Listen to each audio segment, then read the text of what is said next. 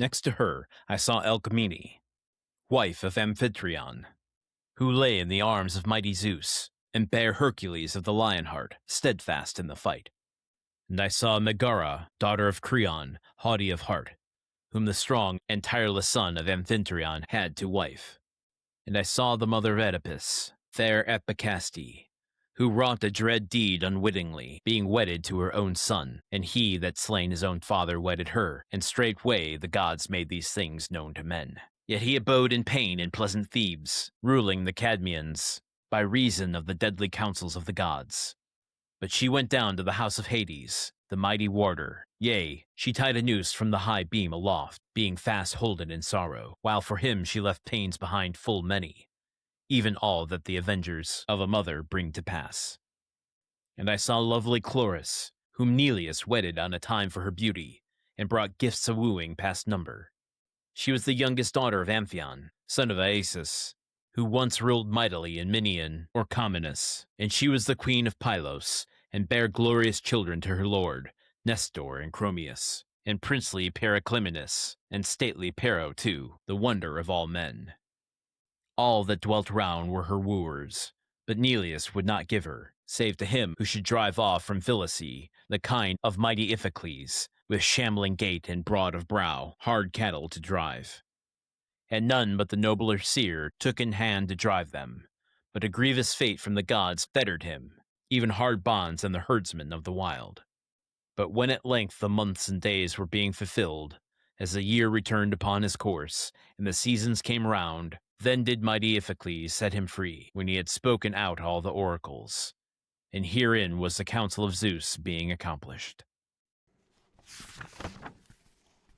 I'm not going to go on a swearing spree like I did in that episode where all of the Phaeacians were named during the sporting event, but this one got me close. It got me very friggin' close to tossing in the towel. So many friggin' names.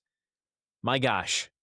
Let me count these here. I'm going to count them. I counted them last time. I'm going to count them again. 1, 2, 3, 4, 5, 6, 7, 8, 9, 10, 11, 12, 13, 14, 15, 16, 17, 18, 19, 20, 21.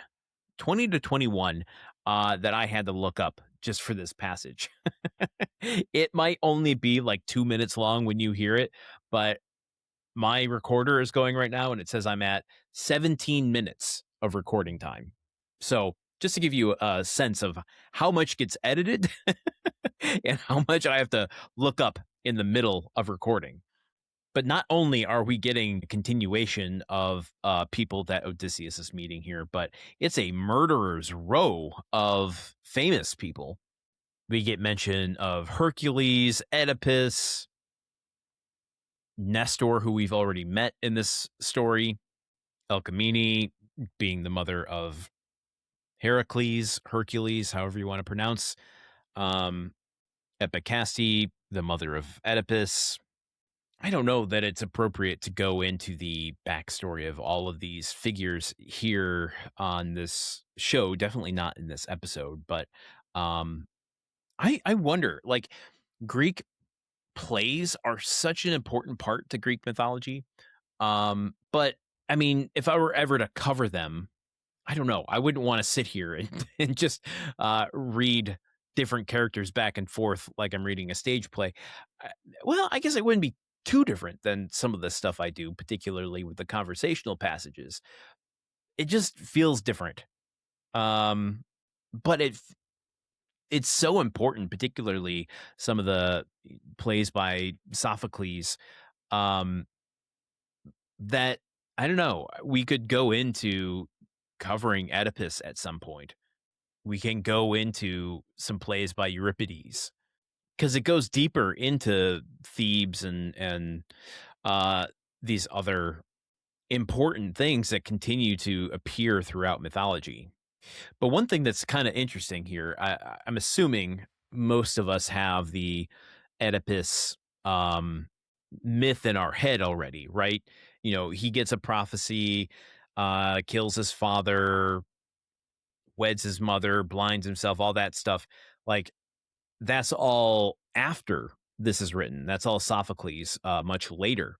So I think it's worth noting that Oedipus here is really only described through, the marriage of his mother and the killing of his father, not all of the, blinding violence and abandoning the throne and all that stuff.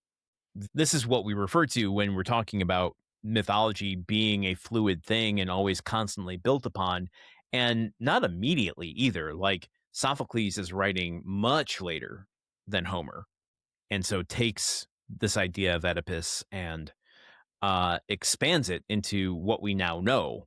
So when we go back to read something like the Odyssey and there's mention of Oedipus, we can picture him, kind of wandering around without eyeballs, but that's not the case necessarily. It's funny how when you get far enough removed from a number of things, time kind of collapses. We talk about Greek mythology as if it's like a period in time, how maybe 100 years from now, people will look back and go, oh yeah, remember the Marvel movies period of time of cinema?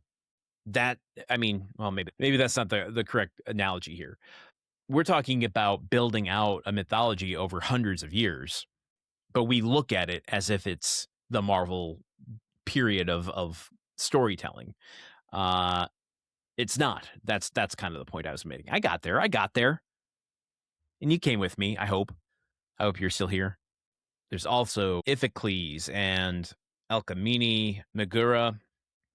I mean, what are we to take just in the collective of these folks? I think this touches a bit more on what we were discussing yesterday of just the immensity of history that Odysseus is confronted with here as he's relaying the story to King Alcinous.